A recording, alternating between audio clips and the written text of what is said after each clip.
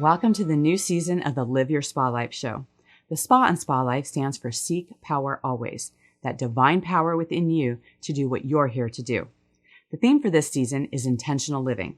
Amazing people like you share ways to live by design and with purpose to ensure that this short ride of life occurs with choice, physically, financially, spiritually, and in your relationships to create a world-class life.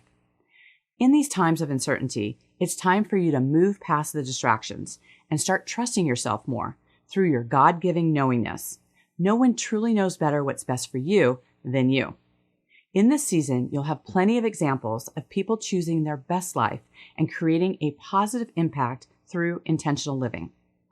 Thank you for sharing your precious time with us and being part of the Live Your Spa Life conversation.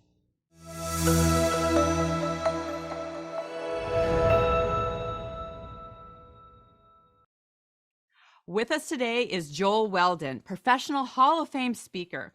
He's been paid over 3,000 times for an event and has coached over 10,000 speakers. Some people can do and some people can teach, but Joel Weldon can do both. He is the creator of the Ultimate Speaking System, and he's known for his success comes in cans and not in cannots, which I happen to have mine right here.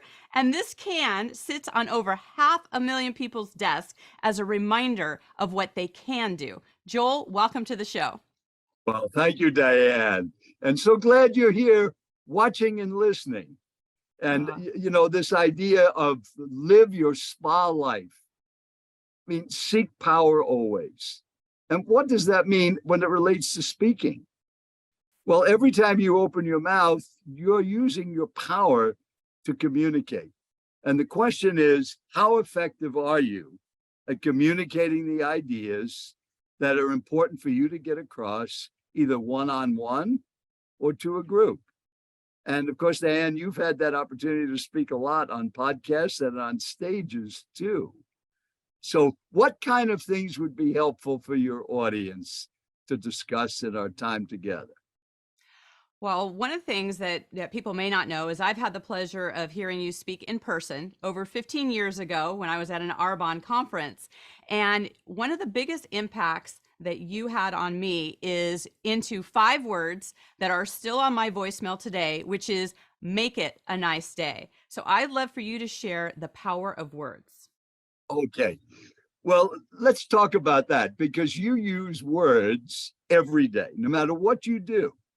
If you're an entrepreneur, if you're a business owner, if you're a C-level executive, or if you're retired, you still communicate to people all the time, and the words that you use are the tools to build a message. So let me ask you this question. If I said to you, I can help you earn more money, or I said to you, I can help you get in better shape, do those sound like good statements? So, Diane, why don't you answer those questions since we can't hear our guests? Right. So that sound good? I can help you earn more money and I can help you get in better shape? Well, I like the concept of those. However, as I'm listening to it, I want to know, how is it that you are the person that can tell me those things? Well, let's go to just the question, because that question really is inferring that you're not really making very much money. I can help you earn more money. It's also inferring that you're probably not in very good shape. I can help you get in better shape. So rather than my credibility, think of the power of one word. The word, anytime you write in an email or speak the words better or more, what if you added the word even? So Diane, I can help you earn even more money. I can help you get in even better shape. Does that sound different? That you're already doing great, but there's another level of financial success. There's another level of health and fitness. So there's an example of the power of just one word. So the next time you're writing an email to a client, an associate, a supplier, or a friend, if you're using the word better or more, what if you just did that? Now, since I changed Zoom studios, let me get my phone on airplane mode here, which I thought was in the other room.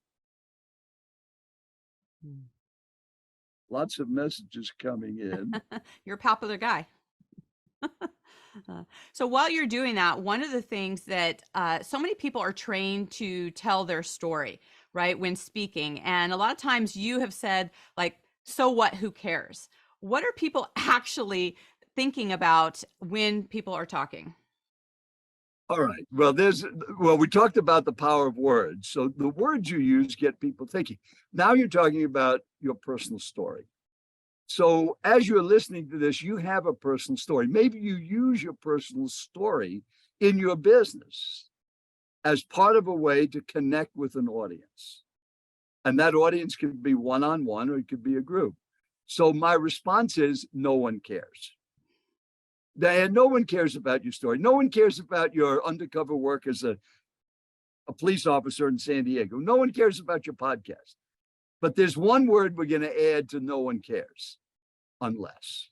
No one cares unless your story can help them meet a need they have, or overcome a fear or worry or concern they have, or reinforce a success and help them get to an even higher level.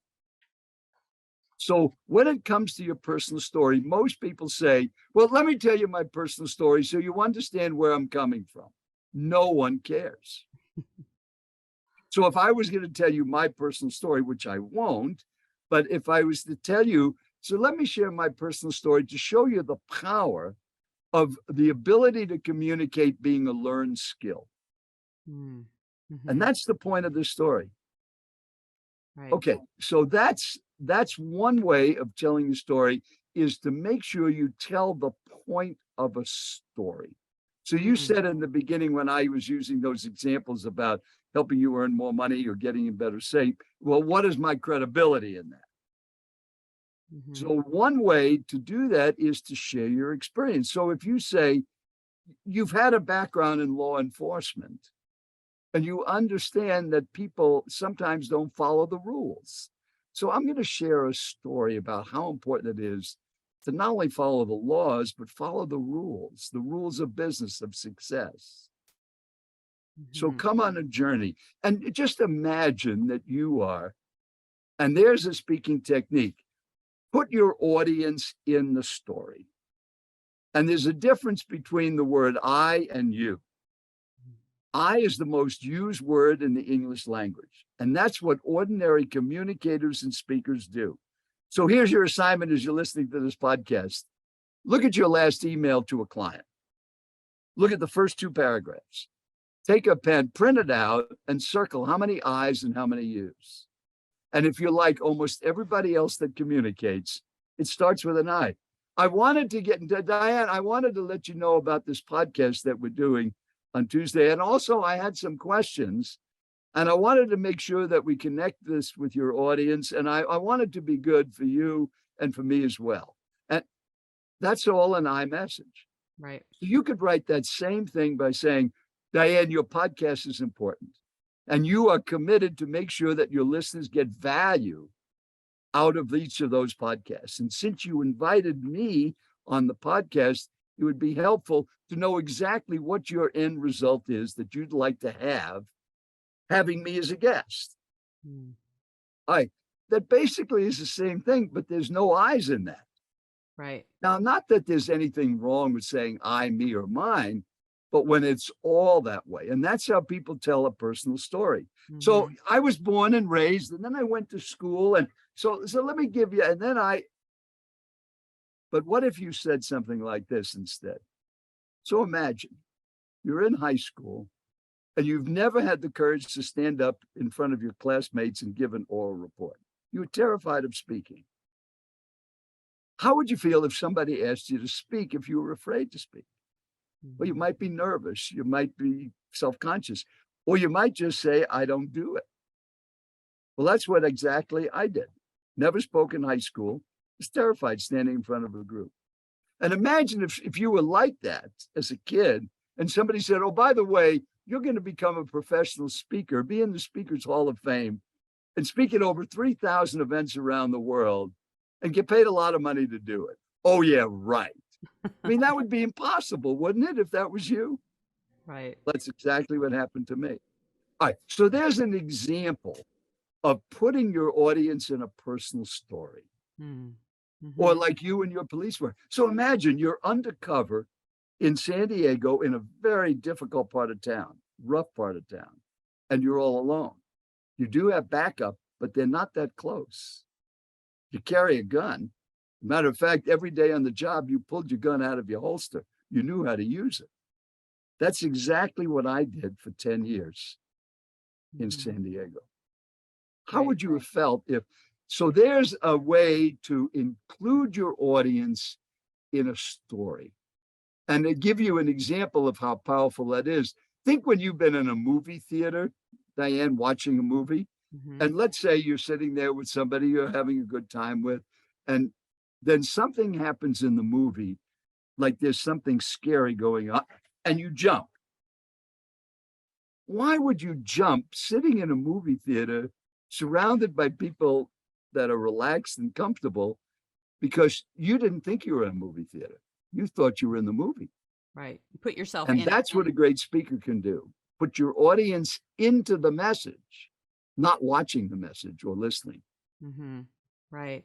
Kind of taking that into like applying it, as we're talking with, I always like to think of our listeners as having this three-way conversation with us, and, having them say, okay, imagine that you're being told, just like happened with you, Joel, that you were the worst salesman, and to take us back to 1967 when you were on the road and you were being told that, when people are faced with that, when you're being told you are the worst in that, you have a crossroads. You could go one direction or the other. So as the audience, what would you do if you were told that you were the worst salesman? Would you consider doing sales going forward, or would you change degrees and go do something else? What made you, Joel, stick with sales when you were told that?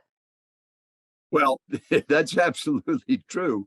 Well, I was a carpenter. I have no formal education. The only thing I was good at was working with my hands, certainly not working with people. And then some guy in our church convinced me to sell World Book encyclopedias door to door in New York on a commission. Doesn't sound like a good job fit, but he made it sound so exciting that you'd get paid for what you were worth. I didn't like that right away because didn't feel I was worth much. Have you ever felt that way? Were you not worth that much? And then you prove it. And that's what I did for 4 months, knocking on doors and no sales every day for 4 months until I made one sale. Irene Dunn, I can still remember her name and see her picture, her face in a picture in my mind. So you have sales experience because you always have to sell yourself. So just imagine, Diane, you're in New York on Long Island in Bayshore County, in Bayshore in Suffolk County. It's a knock at the door, and there's a guy standing there, 26 years old, and says, without looking at you, "You don't want to buy any books, do you?" That was my approach. And this lady yells at me. She said, "Young man, we love books in this house. What books are you selling?" I said, "Well, it's the World Book Encyclopedia." She said, "I've been wanting to buy that for my 5 kids. Come in and I'll give you a check. I got to get them right away." And that was the one sale I made. And when I turned it in to my manager, he said, "Tell me the story." And I told him the story. He said, "Well, you didn't sell anything. You didn't even make a presentation. I could have sent a dog out with an order pad and the woman would have filled it out and given him a check.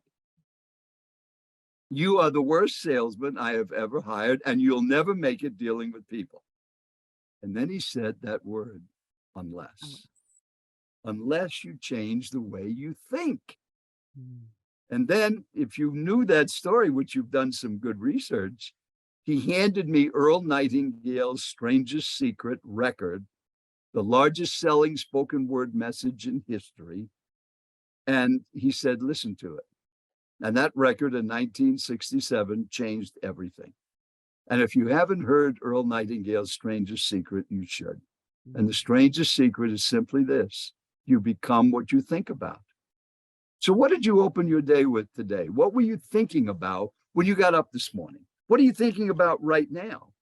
Are you thinking about what you can do or what you can't do? Are you thinking it's going to be a great day, or maybe it's not going to be a great day? if you're going to think about how to make it a great day. And that's why that statement is so important.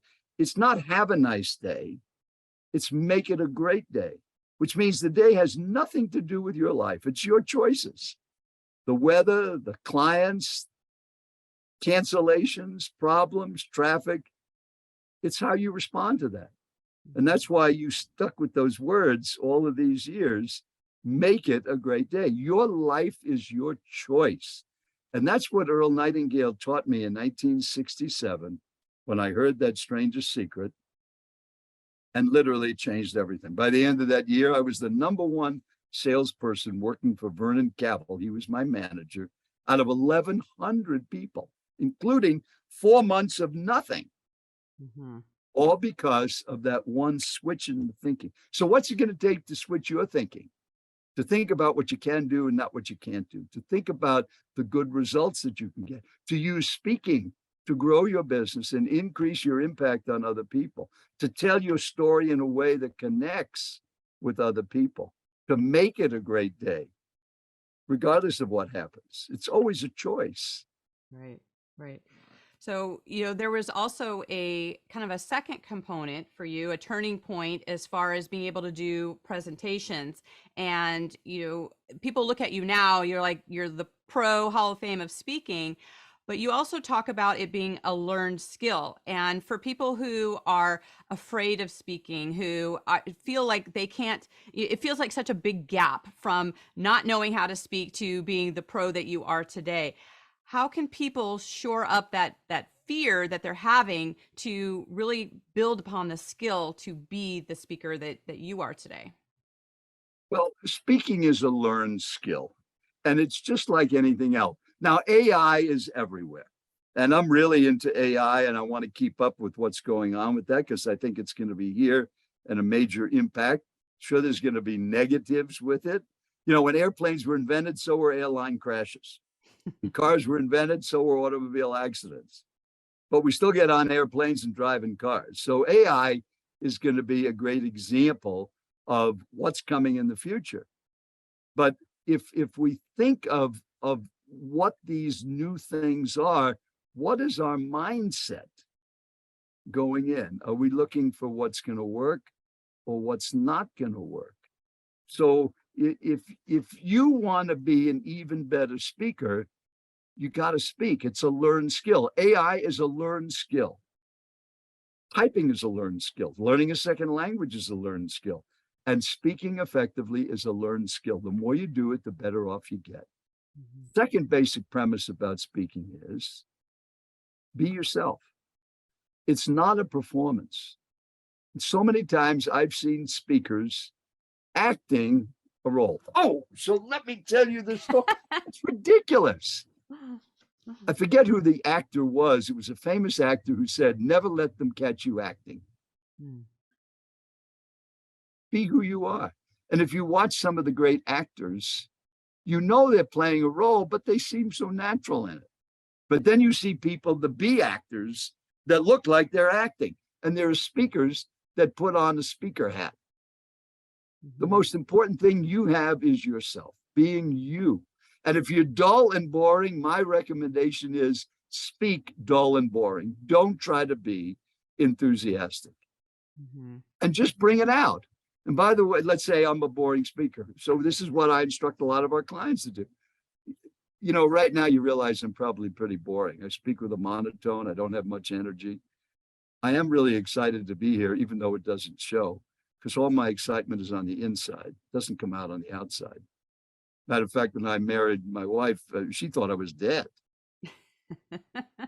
So here's what I'd like you to do. If the person next to you starts to fall asleep while I'm giving this boring presentation, would you nudge him and wake him up? And for those of you in the front row, if I start to fall asleep while I'm speaking, would you run up here and wake me up? Well, now suddenly the audience is laughing. Right. If you looked at boring in the dictionary, you'd see my picture. Now, if you were a dull, boring, monotone speaker, and you're not, Diane, certainly, just imagine how the audience would feel. And I've had people who literally are dull, boring, and monotone. And when they've used something like that in the introduction by their host or by themselves, The feedback they get was, I didn't think you were boring at all. I thought you were fascinating. So anticipate a potential objection. If you have an accent where English is your second language, bring that up. English is my second language. I come from Costa Rica. So you might miss some of the words that I say, but hopefully the half that you get will still be worth your time. Right. Yeah, I totally can see that, because a lot of times I will be really direct, and I'm sure that comes from a lot of my police officer training, right? About getting to the point and all that. And so when I'm talking to people, I'll be like, okay, a lot of times I'm quick and to the point because I want to give as much value in the time that we have and that we can connect. And so I utilize that experience to go, okay, how can I best serve you in this moment? So, it's interesting when you start sharing about what it is about that person. And that's what I love about different kinds of speakers, is because their experience is different. And so there's always an aspect, I believe, the audience can pull from that. Like if that audience feels like they're boring, or, they are not bringing what they need to they can kind of give themselves permission to be themselves in the conversation. Absolutely. And you see it all the time. So as you're listening, it's a learned skill. Be yourself. And then the third and most important, it's all about your audience. It's not about you. That's the key. And that's why the word you is so important. And if you listen to most ordinary speakers, it's all I focused. I'm so excited to be, I just love sharing these ideas. They mean so much to me. No one cares unless it's going to help them meet a need, overcome a fear or worry or concern, or reinforce something they're already doing successfully and get them to the next level. Mm-hmm. Right. So Joel, what about the people who are like, that's great, Joel, you did all these things and you learned these skills, but I'm still afraid to get on the stage because I'm not sure I'm going to, deliver value, or that, people aren't going to hear me. Like there's all like the excuses and things that come up in there. How do people become, less afraid and more comfortable in their speaking? Well, that's a great question. So let's go back to 1969 when that man told me, when I gave my first presentation at 28 years old, first time ever in front of a group, 17 people, Tempe, Arizona. Everybody left after the meeting. One man comes back in. He said, "Would you like feedback on your talk?" I said, "Yeah." He said, "You're the worst speaker I've ever heard in my whole life. And this is the worst meeting I've ever been to." Mm-hmm. Now, Diane, what would happen if you might pull out your gun and want to do something with it? I just cried. I felt so terrible. And he yelled at me. He was much taller than me. He looked at him. He said, "Stop crying. You're not a baby. You're a grown man. I'm going to fix you." He said, "How are you going to fix me?" He said, "You're going to come to Toastmasters with me next Tuesday morning." Tempe, gave me the address. And on the next Tuesday in 1969, I went to the Tempe Toastmasters and joined. And that was the key. I realized that it's a learned skill. I didn't know how to do it. And today I'm still an active member of Toastmasters. Yesterday was our club meeting at noon on every Monday. I'm there as long as I'm not out of town. And that experience would be very helpful for you. You could join a Toastmasters club. Now, ours is very expensive to join because we have a beautiful conference room and a high-class office building. It comes out to $4.80 a meeting. Not very expensive. And that's expensive in Arizona. We have 200 clubs in Arizona. So whatever state you're living in or province of Canada, there's a Toastmasters club. That would be a great start. You're not going to get much opportunity to speak for a year, maybe more than 3 to 5 times, but you'll be watching speakers, getting critiqued, hearing other people get critiqued, and you learn by doing in a very safe environment. So that would be the first suggestion, is get out to a Toastmasters club. And if you like that idea, just look under Toastmasters, Google search, but go to 3 clubs. Because there's plenty of clubs if you live in any major area, because they're all different. And you want to find the one with the best speakers and the best feedback on how to improve that those speakers are getting. Yes, yes, great advice. I remember going to a Toastmaster, and it can feel intimidating when you first go because like there's such a wide range of speakers, of people who've never spoke before and people who've just nailed it and they've got it. But you really start like noticing if you're doing or and or you're elaborating on something and you're maybe not hitting a point or you're not talking to the audience. So I love the perspective of just watching other speakers to see what are their styles and what that looks like, and it can really help the listeners and the audience just by listening to other people to start incorporating just their style. Yes, you can learn an awful lot by watching. TEDx talks. Just go on YouTube and look at people speaking, and ask yourself, am I into this? Am I connect? Why? What are they doing that's working? That's drawing me in? Or why don't I like this person? Why am I distracted? Why am I looking at my phone? Why am I not? What's wrong with this?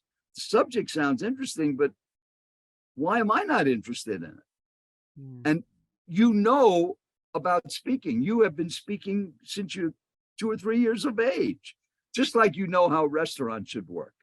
You are a restaurateur expert, Diane. You have eaten enough food to know if it's good or bad. You can go to any restaurant in the world and critique the chef. It was too salty, wasn't spicy enough, it wasn't warm enough, it was too cold, whatever it is. You know how you like your food. And yet, how many restaurant owners are out on the floor asking their customers, what could we have done even better tonight for you? What did you like best? What could we have improved? Just imagine if they got that kind of feedback. And that's what you get at Toastmasters. You get feedback on what you're doing right and what you could do even better. Right. And that's what I do as a speaking coach, and creating this ultimate speaking system so people will have tools to shortcut this learning process.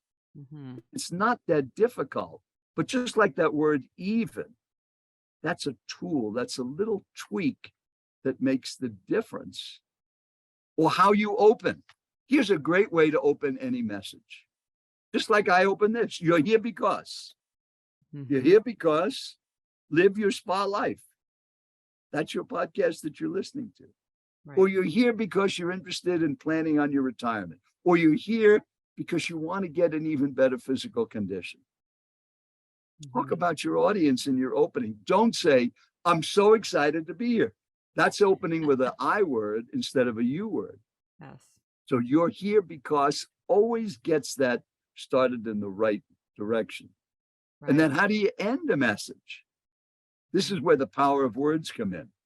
And here's a simple way to end any message.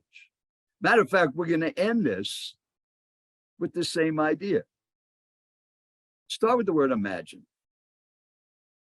So let's just say, Diane, that this podcast was on getting in better shape. I was a physical expert on the body. And we talked about doing 3 different things: eating right, exercising, and the right mindset.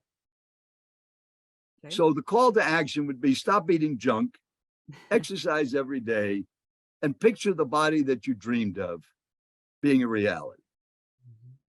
That's a call to action, but that shouldn't be the closing or the ending of a message. The ending of a message should be the embodiment of what the message was. And imagine if you had a magic wand like a genie would give you, and you could get your audience to do whatever you asked them to do in the call to action. That's what you want to paint a picture of. So let's just say that our discussion was on health and fitness and losing weight, and I gave you that call to action. Now here's the ending. Start with the word imagine. Imagine it's 6 months from today. You just step out of the shower and you look at yourself in the mirror and you have a smile on your face. You finally have the body you've dreamed of all of these years. Your excess fat is gone.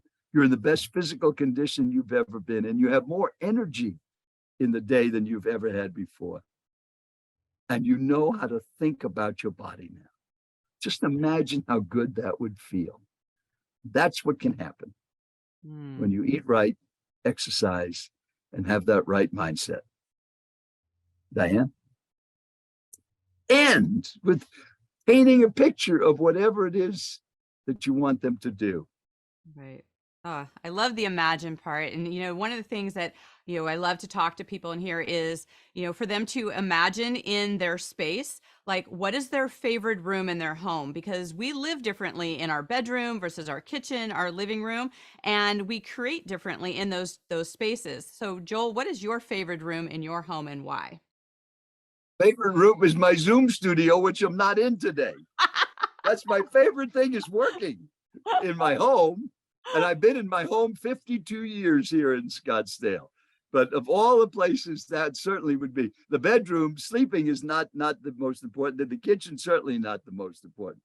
But being in my Zoom studio really is, and sharing these kind of ideas and watching people improve and make amazing strides and getting such great results. That's what keeps me going. I mean, I'm going to be 82 years old. I feel like I'm 42. I'm still doing all the things that I used to do, and never would think of retiring. My gosh, why would you stop doing something you love, just like you're doing? Right. Yes, I know. I think I've retired several times, right? It's like you retire into the next iteration of what you want to do and what kind of impact that you want to have. And so, even this season in our podcast, the theme is intentional living. And I think the whole idea about just choosing how you want to live your life and being intentional each day. And, are you still out like water skiing and just enjoying life? Oh, yeah. Right? Yes. Right now it's weekends with this last weekend, I was out with my 18-year-old granddaughter and her roommate going to college, and my 23-year-old second lieutenant Marine Corps grandson, and a couple of other adults at our private ski lake, which is an hour from our home in Scottsdale. So yeah, I ski every weekend. And last summer I had 90 days of water skiing from roughly May through October. And we'll be doing the same this year as well, and still working. So great. So age is not a limitation, right? Yes. When you have the right mindset and you eat right and exercise. Right. I love it so much. Like you're such a great example of just walking the talk and living a life of intention, of, really looking at incorporating all the things that you've done in your life and just continuing to embrace the zest of life, right? And, the fact that you are still sharing your message and impacting people is such a great thing for our listeners to be able to listen to, because then they can start imagining what it's like for them to continue decade after decade doing the things that they love and being able to have that impact for them as well. And I know that you have, 22 words of something that is really impactful for you that you'd like to share with our audience as we exit the day. Well, yeah. So imagine as you're listening, you picked up some of these ideas and you have an opportunity to make a presentation, and you use some of the things you've heard today, making it even better for them, using the word you, getting yourself out of the way and putting them in. And you got the best results you've ever gotten, all because you embrace these 22 words. And this is what it's taken me over almost 50 years to learn about speaking, in just 22 words. So here they are.